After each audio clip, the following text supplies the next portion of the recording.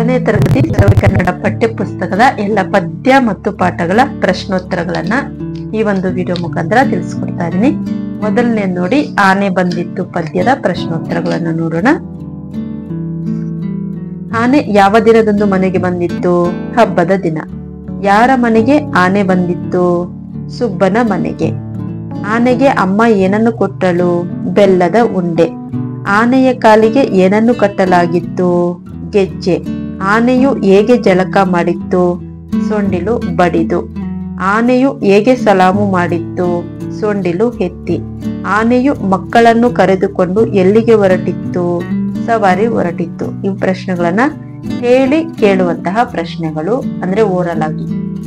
Next ಪಾಠ ರೈತ ಮತ್ತು ಹದ್ದು. ಈ ಪಾಠದಲ್ಲಿ ಮೊದಲಿಗೆ ವರ್ಣಮಾಲೆಯನ್ನ ಪೂರ್ಣಗೊಳಿಸಿ ಅಂತ ಚಟುವಟಿಕೆ ಕೊಟ್ಟಿದ್ದಾರೆ. ಇಲ್ಲಿ ವರ್ಣಮಾಲೆಯನ್ನ ಬರೀಬೇಕು. ಅದಾದ ನಂತರ ಕಾಗುಣಿತ ಬಿಟ್ಟ ಸ್ಥಳದಲ್ಲಿ ಬರೆದಾದ್ಮೇಲೆ ಈ ವಾಕ್ಯಗಳನ್ನ ನಕಲು ಮಾಡಿ, ಅಂದ್ರೆ ಸೇಮ್ ವಾಕ್ಯಗಳನ್ನ ನಾವು ಕಾಪಿ ಮಾಡಬೇಕು, ನಕಲು ಮಾಡಬೇಕು. ಅದಾದ ನಂತರ ಕನ್ನಡ ಅಂಕೆಗಳನ್ನ ಬರೆಯೋದಿಕ್ಕೆ ಕೇಳಿದ್ದಾರೆ. ಕನ್ನಡ ಅಂಕೆಗಳನ್ನ ಇಲ್ಲಿ ಬರೀಬೇಕು. 1 ರಿಂದ 20 ನೋಡಿ. 1, 2, 3, 4, 5, 6, 7, 8, 9, 10, 11, 12, 13, 14, 15, 16, 17, 18, 19, 20. ಅದಾದ ನಂತರ ಪದ್ಯ 1 ಬಣ್ಣದ ಹಕ್ಕಿ.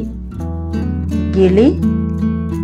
ಚಿತ್ರಗಳನ್ನ ನೋಡಿ ಆ ಹೆಸರನ್ನ ನಾವಿಲ್ಲಿ ಗುರುತಿಸಿ, ಚಿತ್ರವನ್ನ ಗುರುತಿಸಿ ಪದವನ್ನ ಇಲ್ಲಿ ಬರೀಬೇಕು. ಕೋಳಿ, ನವಿಲು, ಕಾಗೆ, ಪಾರಿವಾಳ, ಗುಬ್ಬಚ್ಚಿ. ಅದಾದ ನಂತರ ಬಣ್ಣದ ಹಕ್ಕಿ ಪದ್ಯದ ಪ್ರಶ್ನೋತ್ತರಗಳನ್ನ ನೋಡೋಣ. ಪದಗಳ ಅರ್ಥ: ಬೇಳೆ ಕಾಲ, ಹಚ್ಚು ಸೇರಿಸು, ಹುಚ್ಚ ಹಕ್ಕಿಯ ಗರಿ, ನೆತ್ತಿ ತಲೆಯ ಮಧ್ಯಭಾಗ, ಹಿಂಗಡೆ ಅಂದ್ರೆ ಹಿಂದೆ. ನೆಕ್ಸ್ಟ್ ಒಂದು ಪದದಲ್ಲಿ ಉತ್ತರ ಬರೆಯಿರಿ. ಮಗು ಯಾವ ಹಕ್ಕಿಯನ್ನ ಕರೆಯುತ್ತಿದೆ? ಮಗು ಡ್ಯಾಶ್ ಹಕ್ಕಿಯನ್ನ ಕರೆಯುತ್ತಿದೆ, ಬಣ್ಣದ ಹಕ್ಕಿಯನ್ನ. ಅವ್ವ ಎಲ್ಲಿಗೆ ಹೋಗಿಹಳು? ಅವ್ವ ನೀರಿಗೆ ಹೋಗಿಹಳು. ಮಗು ತಿನ್ನಲು ಏನನ್ನು ಕೊಡಿಸುವೆನು ಎಂದಿತು? ಮಗು ತಿನ್ನಲು ಹಣ್ಣನ್ನು ಕೊಡಿಸುವನು ಎಂದಿತು. ಮಗು ಇಬ್ಬರು ಕೂಡಿ ಯಾವ ಕಡೆಗೆ ಹಾರುವ ಬಾ ಎಂದು ಕರೆಯಿತು? ಮಗು ಇಬ್ಬರು ಕೂಡಿ ಮುಗಿಲಿನ ಕಡೆಗೆ ಹಾರುವ ಬಾ ಎಂದು ಕರೆಯಿತು. ನೆಕ್ಸ್ಟ್ ಬಿಟ್ಟ ಸ್ಥಳ ತುಂಬಿರಿ. ಇದು ಒಂದನೇದು, ಬಾಬಾ ನನಗೂ ಡ್ಯಾಶ್ ಕಲಿಸು ಹಾಡಲು. ಅಪ್ಪನು ಡ್ಯಾಶ್ ಹೋಗಿಹನು ಪೇಟೆಗೆ. ನನಗೂ 2 ರೆಕ್ಕೆಯ ಡ್ಯಾಶ್ ಹಚ್ಚು, ನೆತ್ತಿಯ ಮೇಲೆ ಡ್ಯಾಶ್ ಹಚ್ಚು ಜುಟ್ಟನು. ಮುಗಿಲಿನ ಕಡೆಗೆ ಡ್ಯಾಶ್ ಹಾರುವ. ನೆಕ್ಸ್ಟ್ ಪ್ರಾಸಪದಗಳನ್ನ ಬರೀರಿ ಅಂತ ಕೇಳಿದರೆ: ಹಾಡಲು, ಹಾರಲು, ಹಚ್ಚು, ಚುಚ್ಚು, ಅಲ್ಲಿಂದಿತ್ತ, ಇಲ್ಲಿಂದತ್ತ. ನೆಕ್ಸ್ಟ್ ಪದ್ಯ ಊರಿಗೊಬ್ಬ ರಾಜನಂತೆ. ಈ ಒಂದು ಪದ್ಯದ ಒಂದು ಪ್ರಶ್ನೆಗಳನ್ನು ನೋಡೋಣ. ಪದಗಳ ಅರ್ಥ: ರಾಜ ಅಂದ್ರೆ ಅರಸ, ದರ್ಜಿ ಬಟ್ಟೆ ಹೊಲಿಯುವವನು, ಚಂದ ಅಂದ್ರೆ ಸೊಗಸು ಅಥವಾ ಅಂದ, ಮಂತ್ರಿ ಅಂದ್ರೆ ರಾಜನ ಸಲಹೆಗಾರ. ಅಭ್ಯಾಸ ಪ್ರಶ್ನೋತ್ತರಗಳು: ರಾಜಗೊಬ್ಬ ಮಂತ್ರಿಯಂತೆ, ಮಂತ್ರಿಗೊಬ್ಬ ಡ್ಯಾಶ್ ಮಗಳಂತೆ. ಮಗಳಿಗೊಂದು ಗೊಂಬೆಯಂತೆ, ಗೊಂಬೆಗೊಂದು ಡ್ಯಾಶ್ ಗುಂಡಿಯಂತೆ. ಗುಂಡಿ ಬಲು ಹಳೆಯದಂತೆ, ಬೇರೆ ಡ್ಯಾಶ್ ತಂದರಂತೆ ಗುಂಡಿ. ನೆಕ್ಸ್ಟ್ ಮುಂದಿನ ಸಾಲುಗಳನ್ನ ಹೇಳಿರಿ ಅಂತ ಕೇಳಿದರೆ: ದರ್ಜಿಯನ್ನು ಕರೆದರಂತೆ, ಅಂಗೆಗಿಟ್ಟು ಹೊಳೆದನಂತೆ, ನಾನು ನೀನು ಹೋಗೋಣಂತೆ. ಹೀಗೆ ಪದ್ಯದ ಮುಂದಿನ ಸಾಲುಗಳನ್ನ ಪದ್ಯವನ್ನ ನೋಡ್ತಾ ಹೇಳ್ಬೇಕು. ಅದಾದ ನಂತರ ಸರಿ ಹೊಂದಿಸಿ ಬರೆಯಿರಿ. ಅಂದ್ರೆ ಆ ಪಟ್ಟಿಯಲ್ಲಿರ್ತಕ್ಕಂತಹ ಪದಗಳಿಂದ ಬಾ ಪಟ್ಟಿಗೆ ಮ್ಯಾಚ್ ಮಾಡಬೇಕು, ಹೊಂದಿಸಬೇಕು. ಊರಿಗೊಬ್ಬ ರಾಜನಂತೆ, ಗುಂಡಿ ಬಲು ಹಳೆಯದಂತೆ, ಮಂತ್ರಿ ಮಗಳ ಆಸೆಯಂತೆ, ಊರಿನ ರಾಜ ಬರುವನಂತೆ. ಇಲ್ಲಿ ಏನ್ ಮ್ಯಾಚ್ ಮಾಡ್ತೀವಿ ನಾವು, ಏನು ಹೊಂದಿಸ್ತೀವಿ, ಆ ಉತ್ತರವನ್ನ ಇಲ್ಲಿ ಬರೀಬೇಕು. ಇಲ್ಲಿ ಸರಿಯಾದ ರೂಪ: ರಾಜನಂತೆ, ಹಳೆಯದಂತೆ, ಆಸೆಯಂತೆ, ಬರುವನಂತೆ. ಊರಿಗೊಬ್ಬ ರಾಜನಂತೆ, ಗುಂಡಿ ಬಲು ಹಳೆಯದಂತೆ, ಮಂತ್ರಿ ಮಗಳ ಆಸೆಯಂತೆ, ಊರಿನ ರಾಜ ಬರುವನಂತೆ. ನೆಕ್ಸ್ಟ್ ಈ ಅಕ್ಷರಗಳನ್ನ ಸರಿಯಾಗಿ ಉಚ್ಚಾರ ಮಾಡಿ ಅಂತ ಕೇಳಿದ್ದಾರೆ. ಅದಾದ ನಂತರ ಈ ಪದಗಳನ್ನ ಉಚ್ಚಾರ ಮಾಡಿ ಅಂತ ಕೇಳಿದ್ದಾರೆ. ನೆಕ್ಸ್ಟ್ ಹೋಗೋಣ. ಪಾಠ 3 ಗೆಳೆತನ. ಗೆಳೆತನ ಅಲ್ಲಿ ಮೊದಲಿಗೆ ಚುಕ್ಕಿಯನ್ನ ಸೇರಿಸಿ ಚಿತ್ರದ ಹೆಸರನ್ನ ಬರೀರಿ ಅಂತ ಕೇಳಿದ್ದಾರೆ. ಚುಕ್ಕಿಯನ್ನ ಸೇರಿಸಿದ್ಮೇಲೆ ಪ್ರಾಣಿಯ ಹೆಸರನ್ನ ಬರೀಬೇಕು. ಪ್ರಾಣಿಯ ಹೆಸರೇನು? ಒಂಟೆ. ಇಲ್ಲಿ ಚುಕ್ಕಿಯನ್ನು ಸೇರಿಸಿ ಕುದುರೆ ಅಂತ ಬರೀಬೇಕು. ನೆಕ್ಸ್ಟ್ ಅಭ್ಯಾಸ ಪದಗಳ ಅರ್ಥ. ಗೆಳೆಯ, ಸ್ನೇಹಿತ. ಜಂಬ, ಗರ್ವ. ತೀರ್ಮಾನ, ತೀರ್ಪು. ಸ್ಪರ್ಧೆ, ಪೈಪೋಟಿ. ಒಪ್ಪಂದ, ಸಮ್ಮತಿ. ಅರಿವು, ತಿಳಿವಳಿಕೆ. ಆಲೋಚನೆ, ಯೋಚಿಸುವುದು. ನೆಕ್ಸ್ಟ್ ಅಭ್ಯಾಸ ಪ್ರಶ್ನೋತ್ತರ. ಒಂದು ವಾಕ್ಯದಲ್ಲಿ ಉತ್ತರ ಬರೆಯಿರಿ. ಯಾರು ಯಾರು ಒಳ್ಳೆಯ ಗೆಳೆಯರಾಗಿದ್ದರು? ಉತ್ತರ: ಒಂಟೆ ಮತ್ತು ಕುದುರೆ ಒಳ್ಳೆಯ ಗೆಳೆಯರಾಗಿದ್ದರು. ನೆಕ್ಸ್ಟ್ ಓಟದ ಸ್ಪರ್ಧೆಗೆ ಗೆಳೆಯರು ಯಾರನ್ನು ತೀರ್ಪುಗಾರರನ್ನಾಗಿ ನೇಮಿಸಿದವು?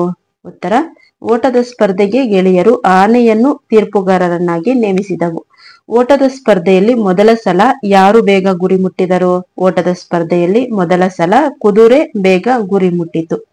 ಆನೆಯು ಎರಡನೇ ಸಲ ಓಟದ ಆಟವನ್ನ ಎಲ್ಲಿ ಏರ್ಪಡಿಸಿತು? ಉತ್ತರ: ಆನೆಯು ಎರಡನೇ ಸಲ ಓಟದ ಆಟವನ್ನು ಹೆಚ್ಚು ಮರಳು ಇರುವ ಜಾಗದಲ್ಲಿ ಏರ್ಪಡಿಸಿತು. ನೆಕ್ಸ್ಟ್ ಈ ಮಾತನ್ನು ಯಾರು ಯಾರಿಗೆ ಹೇಳಿದರು? ಒಂದನೇದು: ನಾವಿಬ್ಬರು ಸಮಾನರು ಅಲ್ಲವೇ? ಯಾರು ಹೇಳಿದರು? ಈ ಮಾತನ್ನು ಒಂಟೆ ಹೇಳಿತು. ಯಾರಿಗೆ ಹೇಳಿದರು? ಈ ಮಾತನ್ನು ಕುದುರೆಗೆ ಹೇಳಿತು. 2, ಆನೆಯನ್ನ ಅಲ್ಲಿದ್ದಾನೆ, ಅವನನ್ನೇ ಕೇಳೋಣ ಬಾ. ಯಾರು ಹೇಳಿದರು? ಈ ಮಾತನ್ನು ಕುದುರೆ ಹೇಳಿತು. ಯಾರಿಗೆ ಹೇಳಿದರು? ಈ ಮಾತನ್ನು ಒಂಟೆಗೆ ಹೇಳಿತು. 3ನೇದು: ಪ್ರತಿಯೊಬ್ಬರಲ್ಲಿಯೂ ಅವರದೇ ಆದ ವಿಶೇಷತೆ ಇರುತ್ತದೆ. ಯಾರು ಹೇಳಿದರು? ಈ ಮಾತನ್ನು ಕುದುರೆ ಹೇಳಿತು. ಯಾರಿಗೆ? ಈ ಮಾತನ್ನು ಒಂಟೆಗೆ ಹೇಳಿತು. 3ನೇದು: ಪ್ರತಿಯೊಬ್ಬರಲ್ಲಿಯೂ ಅವರದೇ ಆದ ವಿಶೇಷತೆ ಇರುತ್ತದೆ. ಯಾರು ಹೇಳಿದರು? ಈ ಮಾತನ್ನು ಆನೆ ಹೇಳಿತು. ಯಾರಿಗೆ ಹೇಳಿದರು? ಈ ಮಾತನ್ನು ಗೆಳೆಯರಿಗೆ ಹೇಳಿತು. ನೆಕ್ಸ್ಟ್ ಪಾಠದಲ್ಲಿರುವ ಒತ್ತಕ್ಷರ ಪದಗಳನ್ನ ಗುರುತಿಸಿ ಖಾಲಿ ಜಾಗಗಳಲ್ಲಿ ಬರೆಯಿರಿ ಅಂತ ಕೇಳಿದರೆ, ಒಳ್ಳೆಯ, ಒಮ್ಮೆ, ಹೆಚ್ಚು, ಒಪ್ಪಿ, ಸ್ವಲ್ಪ, ಹೊತ್ತು, ತಮ್ಮ, ಸ್ಪರ್ಧೆ, ಕ್ಷಮೆ ಒತ್ತಕ್ಷರ ಪದಗಳು. ನಂತರ ಈ ಅಕ್ಷರಗಳನ್ನ ಸ್ಪಷ್ಟವಾಗಿ ಉಚ್ಚಾರ ಮಾಡಬೇಕು. ಕೊಟ್ಟಿರುವ ಅಕ್ಷರಗಳನ್ನ ಸರಿಯಾಗಿ ಜೋಡಿಸಿ ಬರೆಯಿರಿ ಅಂತ ಕೇಳಿದರೆ, ಇಲ್ಲಿ ಉಲ್ಟಾ ಮಾಡಿ ಕೊಟ್ಟಿದ್ದಾರೆ ಅಕ್ಷರಗಳನ್ನ. ಅವುಗಳನ್ನ ನಾವು ಸರಿಯಾಗಿ ಜೋಡಿಸಿದಾಗ ಕುದುರೆ, ಸಲಹೆ, ಹುಡುಕು, ಒಳ್ಳೆಯ. ನೆಕ್ಸ್ಟ್ ಚಟುವಟಿಕೆ. ಗಾದೆ ಮಾತನ್ನ ಪೂರ್ಣಗೊಳಿಸಿ ಅಂತ ಕೇಳಿದೆ. ತಾಯಿಗಿಂತ ಬಂಧುವಿಲ್ಲ, ಉಪ್ಪಿಗಿಂತ ಡ್ಯಾಶ್ ರುಚಿ ಇಲ್ಲ. ಮೂರ್ತಿ ಚಿಕ್ಕದಾದರೂ ಕೀರ್ತಿ ಡ್ಯಾಶ್ ದೊಡ್ಡದು. ನೆಕ್ಸ್ಟ್ ವೃತ್ತದಲ್ಲಿರುವಂತಹ ಅಕ್ಷರಗಳ ಸಹಾಯದಿಂದ ಖಾಲಿ ಜಾಗದಲ್ಲಿ ಬರೆಯಿರಿ ಅಂತ ಕೇಳಿದರೆ, ಇಲ್ಲಿ ವೃತ್ತವನ್ನ ಕೊಟ್ಟಿದ್ದಾರೆ. ಒತ್ತಕ್ಷರಗಳನ್ನ ಕೊಟ್ಟಿದ್ದಾರೆ. ಈ ಒತ್ತಕ್ಷರಗಳನ್ನ ಬಳಸ್ಕೊಂಡು ನಾವು ಪದಗಳನ್ನ ಮಾಡಬೇಕು. ಮಾದರಿ: ಅಮ್ಮ. ಅದಾದ ನಂತರ ಅಕ್ಕ. ನಾವಿಲ್ಲಿ ಈ ಅಕ್ಷರಗಳನ್ನ ವೃತ್ತದಿಂದ ಈ ಅಕ್ಷರದಿಂದ ಈ ಅಕ್ಷರಕ್ಕೆ ಹೊಂದಿಸ್ಬೇಕು, ಜೋಡಿಸ್ಬೇಕು. ಅಕ್ಕ, ಅಪ್ಪ, ಅಯ್ಯ, ಅಣ್ಣ, ಅವ್ವ, ಅಜ್ಜ, ಅಜ್ಜಿ, ಅಮ್ಮ. ಅದೇ ತರ ಪದಗಳನ್ನ ನಾವಿಲ್ಲಿ ಇಲ್ಲಿ ಏನ್ ಜೋಡಿಸ್ತೀವಿ ಅದನ್ನ ಇಲ್ಲಿ ಬರೀಬೇಕು. ನೆಕ್ಸ್ಟ್ ಚಟುವಟಿಕೆ ಇದೆ. ಈ ಪದಗಳನ್ನ ನೋಡ್ತಾ ಇಲ್ಲಿ ಬರೀಬೇಕು. ಮಾದರಿ: ಚಂದ್ರ, ಅರಣ್ಯ. ಇಲ್ಲಿರೋ ಪದಗಳನ್ನೇ, ಮರದಲ್ಲಿ ಇರ್ತಕ್ಕಂತಹ ಪದಗಳನ್ನೇ ಇಲ್ಲಿ ಬರೀಬೇಕು. ಚಂದ್ರ, ಅರಣ್ಯ, ಎಮ್ಮೆ, ಸೂರ್ಯ, ಸ್ಪರ್ಧೆ, ರೈತ, ಆಕೃತಿ, ಪಕ್ಷಿ, ಸ್ಥಳ, ಅಂತ್ಯ. ನೆಕ್ಸ್ಟ್ ನಮ್ಗೆ ಪಾಠ 4 ಕೆಂಪೇಗೌಡರ ಕನಸು. ಅಭ್ಯಾಸ ನೋಡೋಣ. ಪದಗಳ ಅರ್ಥ: ಕಸುಬು ಅಂದ್ರೆ ಉದ್ಯೋಗ, ಗುಡಿ ಅಂದ್ರೆ ದೇಗುಲ, ತವರೂರು ಅಂದ್ರೆ ಹುಟ್ಟಿದ ಊರು. ಒಂದು ವಾಕ್ಯದಲ್ಲಿ ಉತ್ತರ ಬರೆಯಿರಿ. ಪ್ರಶ್ನೆಗಳು: ನಮ್ಮ ರಾಜ್ಯದ ರಾಜಧಾನಿ ಯಾವುದು? ಬೆಂಗಳೂರು. ಕೆಂಪೇಗೌಡರ ಮೊದಲಿನ ರಾಜಧಾನಿ ಯಾವುದು? ಯಲಹಂಕ. ಕೆಂಪೇಗೌಡರು ಬೆಂಗಳೂರನ್ನು ಏಕೆ ಕಟ್ಟಿಸಿದರು? ದೇವಿ ಕನಸಿನಲ್ಲಿ ಕಾಣಿಸಿದ್ದರಿಂದ. ಕೆಂಪೇಗೌಡರು ತಾನು ಕಟ್ಟಿಸಿದ ಹೊಸ ನಗರಕ್ಕೆ ಬೆಂಗಳೂರೆಂದು ಏಕೆ ಹೆಸರಿಟ್ಟರು? ತಾಯಿಯ ತವರೂರು ಬೆಂಗಳೂರು ಎನ್ನುವಂತಹ ಹಳ್ಳಿಯಾಗಿತ್ತು. ಆ ಕಾರಣಕ್ಕೆ ಬೆಂಗಳೂರು ನಗರಕ್ಕೆ ಬೆಂಗಳೂರು ಅಂತ ಹೆಸರನ್ನ ಕೊಟ್ರು. ಅಚ್ಯುತರಾಯರು ಕೆಂಪೇಗೌಡರಿಗೆ 10 ಊರುಗಳನ್ನು ದಾನ ಕೊಡಲು ಕಾರಣವೇನು? ಉತ್ತರ: ಅವರ ಕೆಂಪೇಗೌಡರ ದೈವಭಕ್ತಿ, ಪ್ರಜಾಪ್ರೇಮ, ಬುದ್ಧಿವಂತಿಕೆ. ನೆಕ್ಸ್ಟ್ ಕೆಂಪೇಗೌಡರು ಗೋಪುರವನ್ನು ಏಕೆ ಕಟ್ಟಿಸಿದರು? ಬೆಂಗಳೂರಿನ ರಕ್ಷಣೆಗೆ. ನೆಕ್ಸ್ಟ್ ಸರಿ ತಪ್ಪನ್ನ ಗುರುತಿಸಿ ಅಂತ ಕೇಳಿದರೆ, ಮೊದಲನೇ ಪ್ರಶ್ನೆ: ವಿಜಯನಗರವು ಕೆಂಪೇಗೌಡರ ರಾಜಧಾನಿಯಾಗಿತ್ತು. ತಪ್ಪು. ಶಿವ ಸಮುದ್ರದ ಕಾಡಿನಲ್ಲಿ ಹೊಸ ನಗರವನ್ನು ಕೆಂಪೇಗೌಡರು ಕಟ್ಟಿದರು. ತಪ್ಪು. ಹೊಸ ನಗರವನ್ನ ಕಟ್ಟಲು ಪ್ರೇರಣೆ ಸಿಕ್ಕಿದ್ದು ಒಂದು ಕನಸಿನಿಂದ. ಸರಿ. ಕೆಂಪೇಗೌಡರು ತಾಯಿಯ ಊರು ಬೆಂಗಳೂರೆಂಬ ಹಳ್ಳಿ. ಸರಿ. ಕೆಂಬಾಂಬುದಿ ಕೆರೆಯನ್ನ ಅಚ್ಯುತರಾಯರು ಕಟ್ಟಿಸಿದರು. ತಪ್ಪು. ನೆಕ್ಸ್ಟ್ ಖಾಲಿ ಬಿಟ್ಟ ಜಾಗಗಳಲ್ಲಿ ಸರಿಯಾದ ಪದ ಬರೆಯಿರಿ. ಒಂದನೇ ಪ್ರಶ್ನೆ, ಕೆಂಪೇಗೌಡರು ಡ್ಯಾಶ್ ಗಳನ್ನು ತನ್ನ ಮಕ್ಕಳಂತೆ ಪ್ರೀತಿಸುತ್ತಿದ್ದರು. ಪ್ರಜೆ. ಕನಸಿನಲ್ಲಿ ದೇವಿಯು ಕಾಣಿಸಿಕೊಂಡು ಮರೆಯಾದ ಕಾಡಿನಲ್ಲಿ ಒಂದು ಡ್ಯಾಶ್ ವನ್ನು ಕಟ್ಟಬೇಕೆಂದು ತಿಳಿಸಿದರು. ನಗರ. ಕಸುಬುದಾರರಿಂದ ಡ್ಯಾಶ್ ಬೆಳೆದವು. ಕೈಗಾರಿಕೆಗಳು. ನೆಕ್ಸ್ಟ್, ಕೊಟ್ಟಿರುವ ಒತ್ತಕ್ಷರ ಪದಗಳನ್ನ ನಕಲು ಮಾಡಿ ಅಂತ ಕೇಳಿದರೆ ಸೇಮ್ ಪದಗಳನ್ನ ಇಲ್ಲಿ ಬರೀಬೇಕು. ಮಾದರಿಯಂತೆ ಕೆಳಗಿನ ಪದಗಳನ್ನು ಬರೆಯಿರಿ ಅಂತ ಕೇಳಿದರೆ, ಉದಾಹರಣೆಗೆ ನಗರ, ನಗರಗಳು ಏಕವಚನ ಇದೆ, ಇದನ್ನ ಬಹುವಚನ ಮಾಡಬೇಕು. ಕಾಡು, ಕಾಡುಗಳು. ಹಳ್ಳಿ, ಹಳ್ಳಿಗಳು. ಮರ, ಮರಗಳು. ಶಿಲ್ಪಿ, ಶಿಲ್ಪಿಗಳು. ಕೆರೆ, ಕೆರೆಗಳು.